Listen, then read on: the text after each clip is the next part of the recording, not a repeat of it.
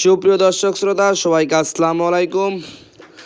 যমুনা কৃষি YouTube channel এবং যমুনা কৃষি ফেসবুক পেজের থেকে সবাইকে স্বাগতম।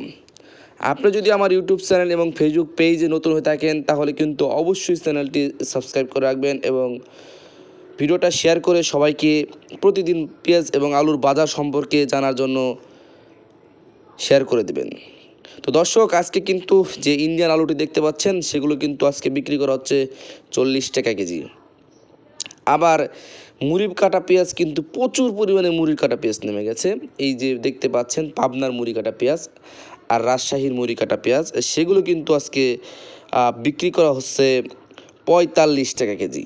দর্শক, বলা চলে যে পেঁয়াজের বাজারে প্রচুর পরিমাণ ধস নেমে গেছে, আর ইন্ডিয়ান পেঁয়াজ কিন্তু মানুষ এখন খাচ্ছেই না বলা চলে।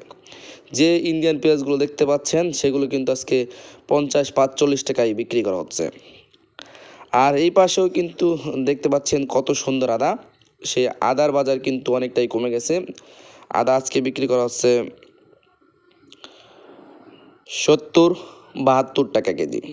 তো দর্শক, বুঝতেই পারছেন কাঁচামালের বাজারে কিন্তু এক প্রকার ধস চলেছে। প্রত্যেকটা মালেই কিন্তু ব্যাপারীদের লস, বিশেষ করে কৃষকদেরও লস হচ্ছে।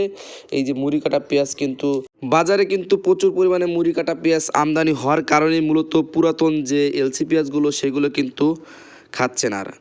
আর ইন্ডিয়ান আলু কিন্তু বলা চলে বাংলাদেশের মানুষ অনেকটাই বয়কট করে ফেলেছে, কারণ দেশি আলুর যে সাইজগুলো কিন্তু অনেক সুন্দর, যার কারণে কিন্তু ইন্ডিয়ান আলুগুলো বাংলাদেশের মানুষগণ এখন তেমন একটা নিচ্ছে না। কারণ ইন্ডিয়ান আলুতে তারা বলছে যে অনেক ময়লা নাকি বের হয়, তার কারণে কিন্তু ইন্ডিয়ান পেঁয়াজ এবং আলু খাচ্ছে না।